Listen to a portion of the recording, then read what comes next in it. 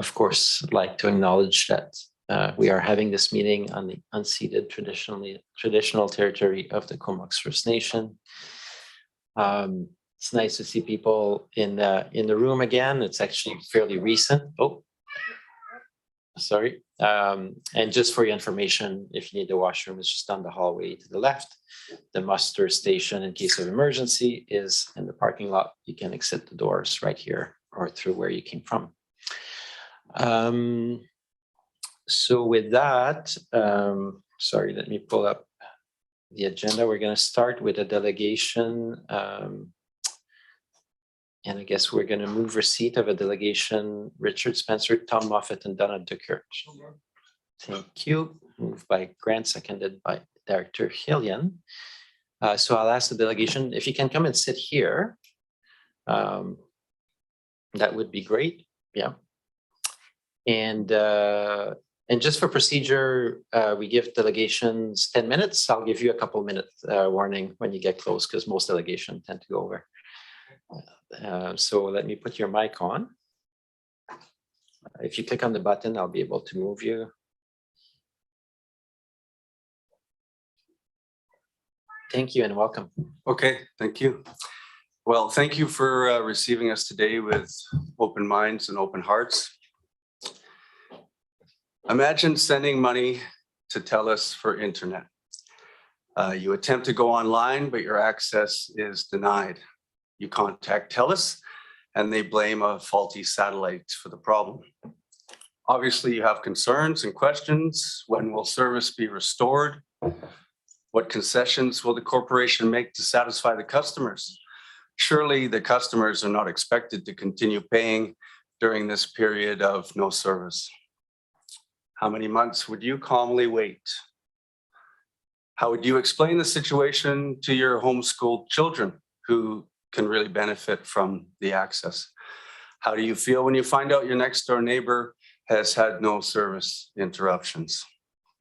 As you know, 3 CVRD recreation facilities do not allow access to Comox Valley citizens who have not obtained the COVID vaccine. And this has been the case for over 6 months. Sorry, I can't get this clicker to work. Can somebody tell me how to advance slides here?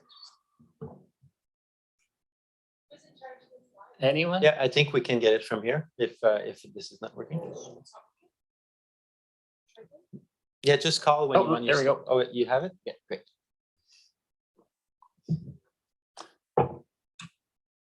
Okay. So you've seen since September 13, you all know this very well. Unvaccinated residents can't access any of these facilities. It's been 6 months. The pandemic and its restrictions have been very hard on people's mental and physical well-being. And we all know how essential these facilities are. You know this better than anyone. You see the delegation here today representing a small percentage of the people impacted, but they thank you for showing up and showing your support.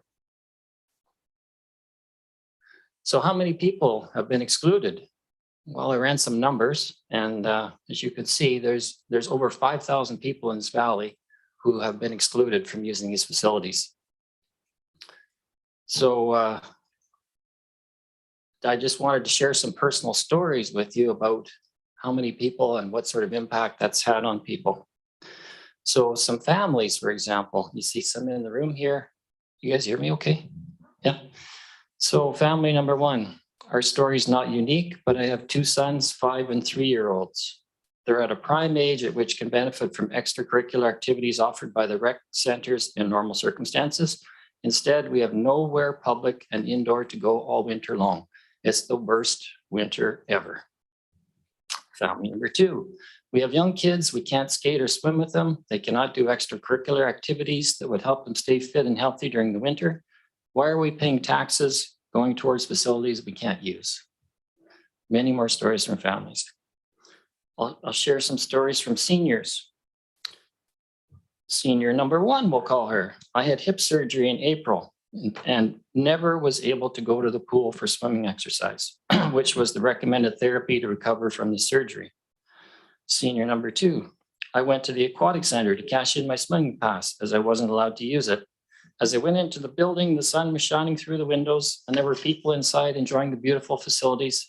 I asked if the lane swimming pool was open just for lane swims and was told that no, it's open for everyone to swim.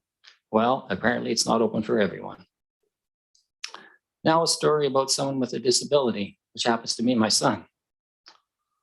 Kevin, our 32-year-old son, lives with a disability. He used to go skating, swimming, and use the gym regularly. This has now been taken away from him, as well as his Special Olympics programs and visa ski program. It has been an incredibly difficult time for him with nothing to replace them. In addition, he can't go to the movie theater, restaurants, or concerts. How is he supposed to fill his days when none of these options are open to him? And now a story from a business, Pacific Road Dive Shop, who's in the audience today. They use the pool for dive certification training. Since not all of their dive instructors are vaccinated, this restricts their ability to use the pool for training. They have people who've paid for courses and now cannot finish them because of their vaccination status. Their individual fees are $1,000 and now their courses are in limbo. They've had to turn away other students because of the inability to use the pool for training. This has had a direct impact on their business. Okay, there's many more stories. I've got lots more, but we don't have much time. So impacts, do you agree that we have a problem? And do you agree that this is unfair? Tax us to pay for facilities and then exclude us from using them. Let's talk about the tax contribution. The average homeowner's tax contribution for rec facilities is about $120 per year. So the total contribution by the unvaccinated residents, doing a quick calculation, is between $150,000 and $300,000 per year. That's revenue you're taking in and denying service on.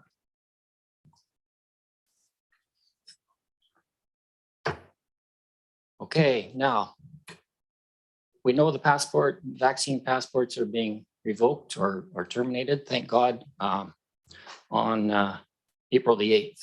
We were the last province in Canada to do this, and it's been a long time coming, but that's a good thing. However, what's going to happen when the next variant comes? Do you really plan to keep this up the next time around when the next variant comes? Because it's probably coming. The problem's not going away. So what policy changes can you implement that accommodates people? Here's a little clip from Bonnie Henry. She says, this was April the 28th, I believe, was posted. She says, expect COVID restrictions to return in the fall. Before she's even dropped these ones, she's warning us, expect these to return. But other communities are showing some leadership. We see from Maple Ridge, their council has voted that they wanted to open the recreation facilities to the unvaccinated. This was before the restrictions were lifted or announced that they'd be lifted. So here's a community that's showing some leadership and trying to do the right thing. So we have two simple requests for you today. Initially, we were going to ask you to vote to open recreation, but now that things are moving quickly provincially, we would like you to create a bylaw to keep this Comox Valley recreation facilities open to all citizens, regardless of age, sex, gender, religious belief, ethnic background, or vaccination status. The second ask we have is to financially reimburse those citizens who've been denied access to recreation services. Think back to the TELUS analogy that I started with. We pay for service. We were denied the service. We've received absolutely no explanation why we've been denied the service. And as Tom mentioned, we don't know exactly what's going to happen in the future. So that's why we're asking to create a bylaw, some kind of guarantee for, as you can see, there's probably 6,000 people in the valley, if not more, who will likely not want to get vaccinated, regardless of any coercive measures that the province or the federal government place upon us. So a bylaw would give us some peace of mind that maybe we can use these things that we pay for in the future. So the first reason why we should have full access, the massive harm, as Tom described. The vaccine does not prevent prevent transmission. Science has emerged over the last few months that show that vaccine status has no bearing whether you catch COVID or Omicron. So that renders the vaccine passport a coercive measure, not a public health measure. Reason number 3, other municipalities are showing political will and moving forward. Reason number 4 is sort of policy inconsistency, whereby the CVRD staff are not required to be vaccinated. So I like to tell stories. Imagine 2 young sisters, aged 13 and 15, walk into a recreation facility with the hopes of going swimming. Much to their dismay, the person selling the tickets asks for proof of vaccination. The girls do not possess the required paperwork, so they walk away sadly. The person selling the tickets is in the building for 8 hours, possibly not vaccinated. CVRD employees and staff that are upholding and supporting the mandates, not necessarily fully vaccinated. The lifeguards that are working and breathing in and around the primary swimming areas, not necessarily fully vaccinated. I looked on the CVR website to try to find an answer to this, but maybe in the question period we can discuss that. So I'm running out of time. Okay. Well, let's see what I can skip.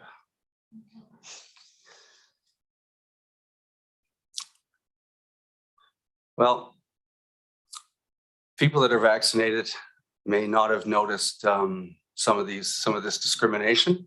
You know, my tax dollars have been used to vaccinate the country against my wishes.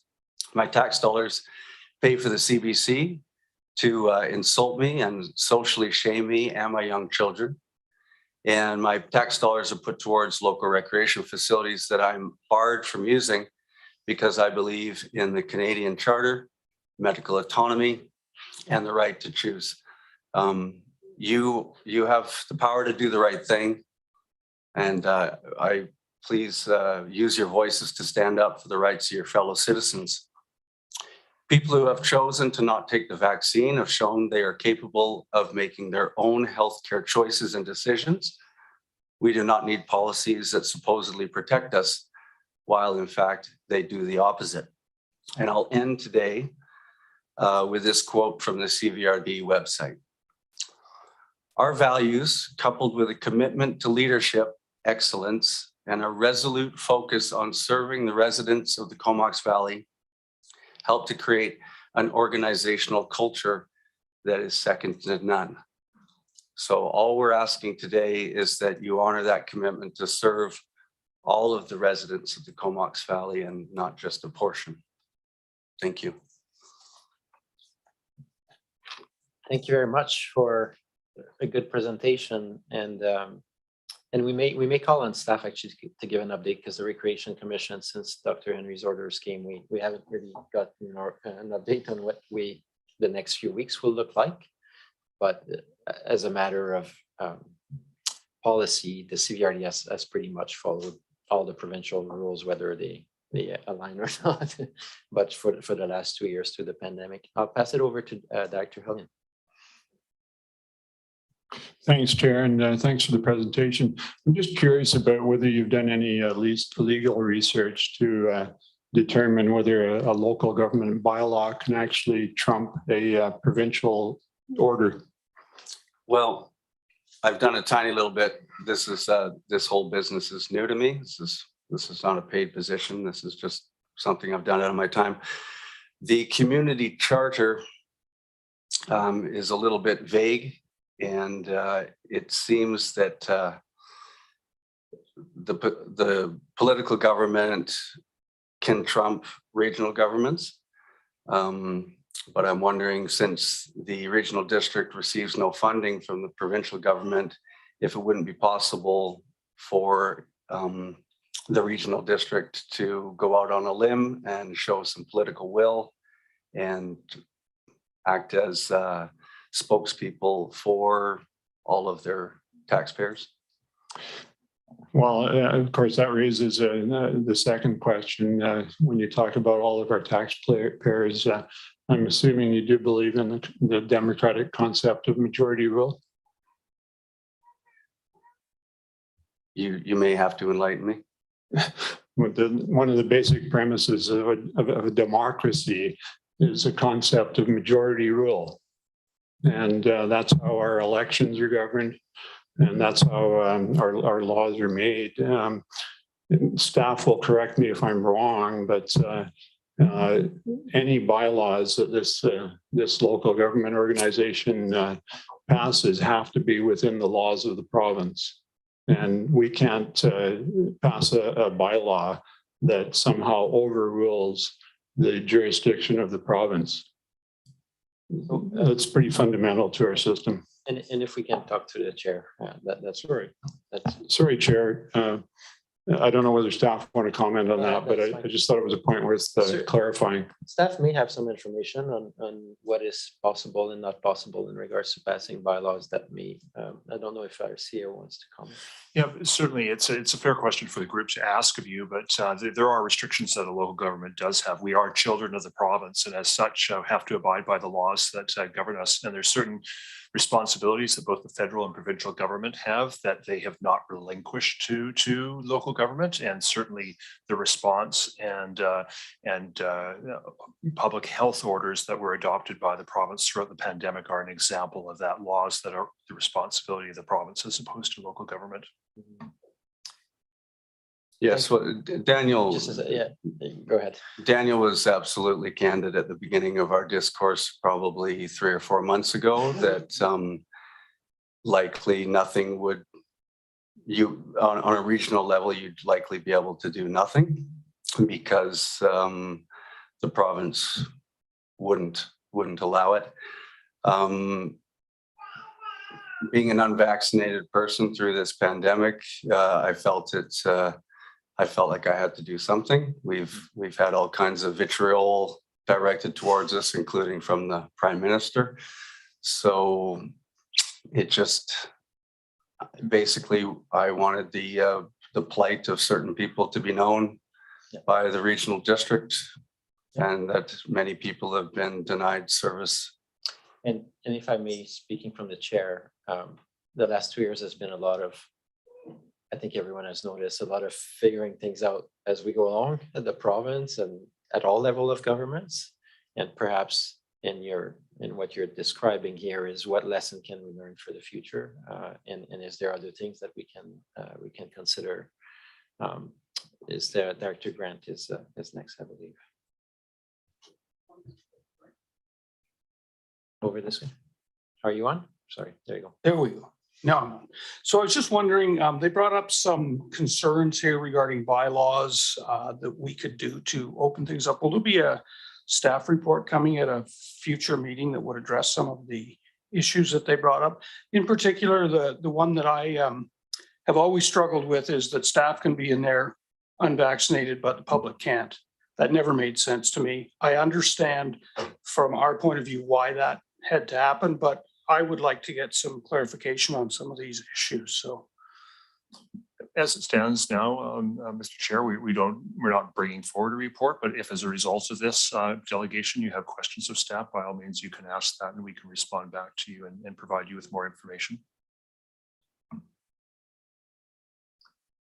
Is there further? sorry, I guess what I'm asking is, would staff bring us a report back to address some of these issues that they brought up? So perhaps we could bring that under new business at the end of the meeting. Yeah, fair enough. To request that, some kind of briefing on the kind of policies we've seen. Okay. Director Hillian. Thanks, Chair. I just want to add that as you've acknowledged, this has been a very difficult couple of years, probably the most difficult in my experience to be in government. I recognize that there's a lot of differing opinions in the community, and I know that the impacts, particularly for families who have children who can't avail themselves of recreational facilities, that those impacts have been significant. It's certainly my hope that as we move forward, we can find a way to bring the community together and have full access in all of our facilities. And I'm certainly not unmoved by what we've heard here today. And I know that I've heard individually from many people who've had similar impacts over the last couple of years. I think that my comments earlier about the impact of provincial orders and the democratic system reflect the realities with which we live. But I want to recognize that the division that has been created and the different perspectives are a challenge for all of us, and hopefully something that as a community and as a nation we can work together to overcome. Thank you. Thanks for those words, Dr. Hillian. I don't see other lights on at the moment. And I would say, yeah, you're right. And I mean, I think in both your comments, when there was a bit of back and forth, I think what we saw there was democracy and majority rule versus what's also ingrained in Canadian democracy, which is minority rights. And you've been a champion of accessibility for a long time. So I know that all of those thematics are shared by everybody in this room. Any further comments or in this case? So what's going to happen for the delegation is under new business, we'll probably, we may have an item to bring basically a briefing from staff on what we've learned from the experience at Recreation and what we could carry into the future. If I'm reading Dr. Grant's possible motion later. I would like to thank the delegation for coming today. And I think it's always better when we have dialogue than not. Thank you very much. Thank you, Daniel. Thank you for your time. So on receipt, all in favor of the delegation's receipt? And that's unanimous. Thank you. Daniel, I know this is not precedence.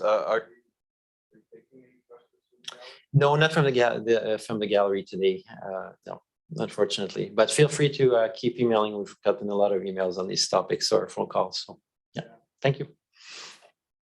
Thanks to everybody. We just moved it and passed it. Thanks to everybody who took the time to come today as well. Okay, management report is moved and seconded. Grieve and McCollum. Any questions on the management report? Dr. Amir.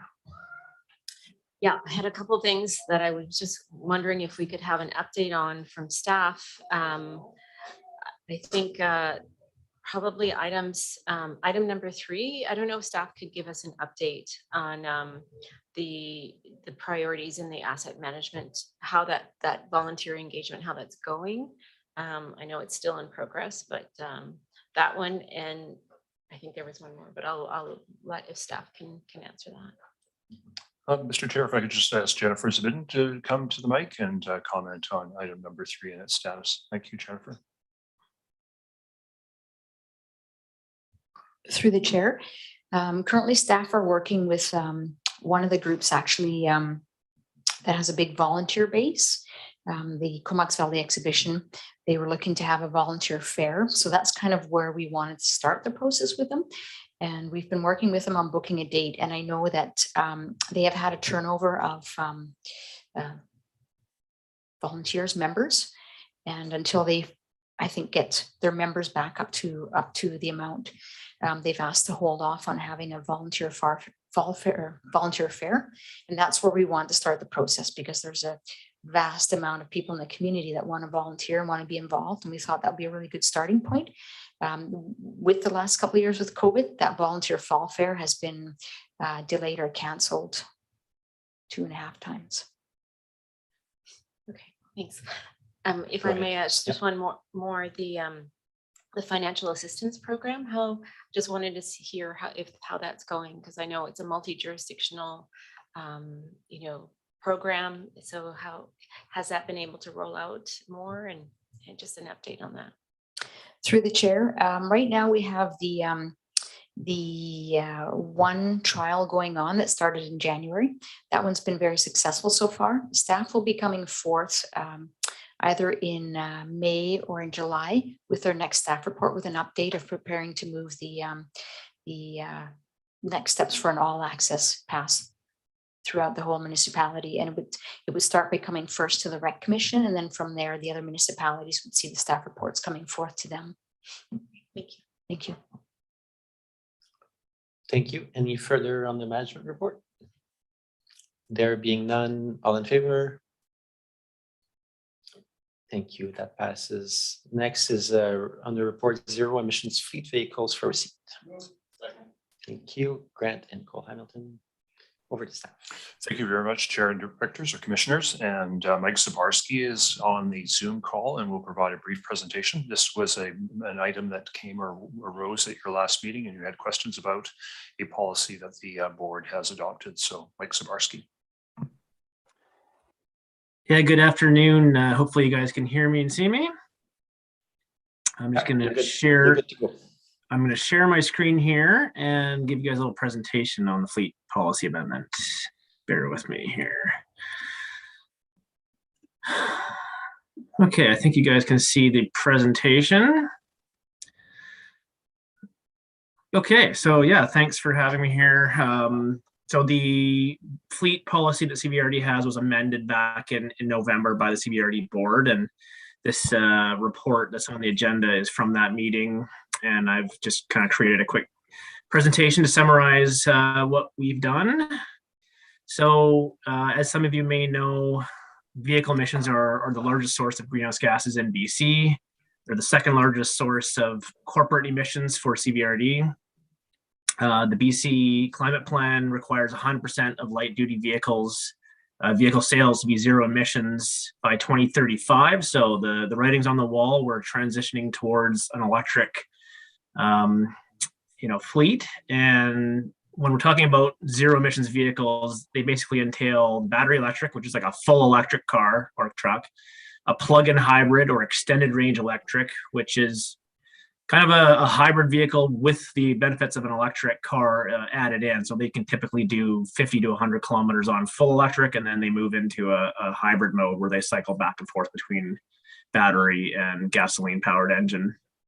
It also, zero emissions vehicles also includes hydrogen fuel cells. They're very kind of early days still on that technology. We haven't seen any of those available at all recently, but maybe in the future. So the policy amendment now requires that zero emissions vehicles are what we procure when we buy vehicles, where they can be shown to meet operational needs. So right now in our fleet at CVRD, we have about 50 light duty vehicles. So light duty are typically cars, SUVs, the smaller pickup trucks, but not the larger heavy duty equipment that you might see like dump trucks or fire trucks, those kinds of things. Most of our fleet are trucks and SUVs. We only have 5 cars. And I think that's kind of the challenge we're up against right now, is that there's a fair number of electric cars, plug-in hybrid cars available to purchase, but there's not a lot of SUVs and pickups, especially pickup trucks. The Ford Lightning is available this year, and we've kind of put our name in the hat to get one of those. But we are expecting the market to respond and availability to increase over the next few years. The availability issue is kind of a twofold thing right now, with the supply chain issues being experienced worldwide, but also just the newness of electric vehicles. So, Ford's electric truck is the kind of first one on the market, and the rest will follow. So we're definitely going to see a kind of a uptake ramping up over the next few years in the different types of electric vehicles that we can buy. So with that in mind, we're guesstimating about a 10-year transition to a full zero emissions vehicle fleet. Financially, there's obviously a bit of a difference in these vehicles. In the next 5 years, we've kind of forecasted vehicle replacements in the 35 vehicle range. If we look at buying just conventional gasoline powered vehicles, it's about $1.5 million. If we look at buying zero emissions vehicles, it's about $2.3 million. I should note that does not include the trade-in value of the old vehicles. And with respect to the zero emissions vehicles, we haven't factored in any incentives with these estimates. So right now, for example, there's $8,000 from senior government to buy zero emissions vehicles. We also do need to put in some charging infrastructure. So there's a cost to that at our facilities. But luckily, over the life cycle that we own the vehicles, and definitely over the life cycle that other people own the vehicles, we're seeing these things as less costly than a conventional gasoline powered vehicle. So we've kind of run the numbers on our fleet policy, which has a turnover rate of about 8 years, and it comes out cheaper to buy and operate a zero emissions vehicle, primarily due to the lack of fuel costs and the heavily reduced maintenance costs. So with that, I'm happy to answer any questions. Thank you. Director Greaves was really excited about it. So let's go over that. Well, thank you, Mr. Chair. First of all, let me say that, I do applaud the concept that that public money should be driving this technology and bringing it forward. But what I see missing on all this stuff is the full carbon costing of building a vehicle in the first place. They say that the greenest building you got is the one you already own. And probably the greenest vehicle you have is the one that's already running, because all the steel, all the mining of the material, shipping halfway around the world, manufacturing it, shipping it back, all that stuff is not actually accounted for. So, it's on the downstream side, it looks great. But, as obviously when these vehicles come up for replacement, that would be the time to be looking to changing it over to electric as we see the world going that way. But it's just important to note that we don't want to get rid of these vehicles prematurely, because the actual manufacturing cost is huge and it's never factored in. And I just wonder why that is. Also, the fact that, good is better than perfect. In situations where you have vehicles that are, say, hybrid or much more fuel efficient, that fit the niche, especially in larger vehicles that you were speaking of, then I think we should go that route as well. Because waiting around for technology to catch up, is you're not going to get the perfect, totally EV system for some of these fleet vehicles. So, what do they say? People talk about harm reduction and they forget about reduction and focus on harm. So we have to focus on reduction, because driving less, you make half as many greenhouse gases driving less. And driving a vehicle that's maybe hybrid, you're still reducing your footprint by half. But really, I do want to see, with all this rhetoric going on, the true carbon costing associated with these vehicles. Thank you. Thank you. And staff probably has information about life cycle analysis, both internally at the regional district and also in regards to carbon footprint. Mike, do you want to comment on the? I guess only to say that we're not going to prematurely replace these vehicles. So we're going to wait till our existing fleet has matured to the point where we would have replaced it anyway. And it's at that time that we're going to replace it with an electric vehicle if they're shown to meet operational needs. And when they're not, or when there isn't one that is zero emissions that does meet our needs, for example, with pickup trucks, those are definitely opportunities for us to look at hybrid vehicles instead of a kind of a conventional gas vehicle. As far as kind of the cradle to grave greenhouse gas emissions information, I don't really have that readily available, unfortunately. It might be good in the future to inform the directors. I think they'd be happily surprised. Dr. Hamir. Yeah, I was actually just going to ask staff to confirm that we were talking about just replacement vehicles, that we're not prematurely getting rid of cars, just to replace them with electric. And it sounds like that's exactly, staff have confirmed that. So glad to hear that. And to Director Greaves' comment around cradle to grave and carbon accounting, yeah, I think he'll be surprised when those numbers come forward, because often that's kind of the argument used to prevent people from going into electric, but the carbon accounting of gas vehicles is actually quite high. And so that, I think, will come as a big surprise. My question was actually around, I love the comparisons that you've made between EV and the gas vehicles. Your charging costs seem to be quite high. Just personally, like I have a small Nissan Leaf, and for us to charge, it's approximately $1.50 a day. So like a Bolt, I was expecting something like about $600 for the year, and it's a couple thousand. I don't know if you've what you're basing your costs on. So are you referring to the table which shows ownership costs? Yes. Yeah. Or is that over a 10-year? That's over a 10-year. Oh, okay. And that was based on 12 cents per kilowatt hour. Super. Okay. That And makes much more sense. assuming the amount of kilometers that we drive these vehicles per year. Yeah. Thank you. That finally, that makes a lot more sense then. Do staff have an idea? Because, Director Grace brought up the idea of a hybrid to help when cars are having to be driven long distances. Do staff generally drive over 300 kilometers in a day? Would there be a need to go to a hybrid, like to a hybrid gas electric?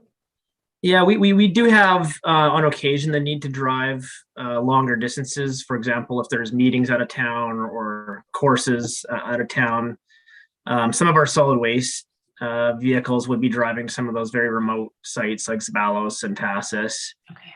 And in those cases, a plug-in hybrid would be the ideal vehicle. So it does the in-town stuff, which is typically less than 50 kilometers a day. It'll do that on full electric on the battery only. And then on those odd occasion when staff are driving further, then that it would switch into a hybrid mode and then having essentially unlimited range as long as you keep fueling it up. So yeah, we definitely try and find the most efficient option to match the operational needs that we have. But most of the trips, I would say are 50 kilometers a day or less. Yeah, thank you. One more question from Dr. Grant. Yeah, thank you. I'm just wondering, Mike, have you factored in any future road taxes? I mean, I know right now about 43 cents a liter, depending on where you are in the world, goes to road tax to keep our roads going. And currently electric vehicles and any of them aren't paying any of that. I think that's a reality in the future. And so, I mean, I like the way this is reported. And I think that as we transition here, that we should be taking into account that there's going to have to be some sort of charge on these vehicles as we go forward to keep our roads operating. Yeah, we haven't factored that in. I mean, it's tough to know what's going to happen in the future. I mean, even I'm looking at the table right now, and the assumptions of $1.60 per liter gasoline costs, from November are obviously very different today. Yeah, so it's impossible, unfortunately, to really understand kind of where the future road tax situation would be. And I think one of the things to keep in mind is that with the provincial regulations requiring all light duty vehicles to be zero emissions by 2035, I mean, we're really only 13 years away from that. So, lots going to happen in the next decade or so. And thank you. And I don't see. For what? Yeah, so I just think we should be factoring something in because I think it's just a reality that we're going to face. I don't think there's any way around having to look after the maintenance of your roads, and whether they charge you a flat fee when you get your license or whether there's some way of charging for that, I don't know. But I think it's a reality, so we should be putting something in there for that. Dr. Hamir, were you going to speak on this point? Sorry, not on this point. Just knowing that the demand for electric vehicles has gone up quite exponentially with the gas prices, are staff thinking about ordering their electric vehicles well in advance? Do you have a policy around that, or what's in place so that you can change vehicles in a timely manner? Yeah, it's definitely a challenge right now. We purchased vehicles, last spring that we're still waiting for. And, for example, the Ford Lightning that I mentioned, we put down a deposit on that last year, and we haven't got that yet either. So we're trying to, when we have some kind of confirmation that there's a budget available and that the vehicles are becoming available, we'll definitely look to kind of secure ours well in advance. Thank you so much, Mike. I don't see any further lights on. We still have in camera unrestricted, and we'll run again against a little bit of time issue. I just mentioned Canada, as of the latest stats, are now at 5% of light duty are ZEV in the last 12 months. Germany is at 27%, and Norway is now at 95% in terms of ZEV as a market share. So Canada is definitely still lagging. Thank you so much. All on receipt. And with that, I'll entertain a motion to go in camera. Thank you. Can we save the new business until after the in camera if we have time? Thank you. Okay, so all in favor of going in camera? Thank you. And that passes. We are now in camera and let us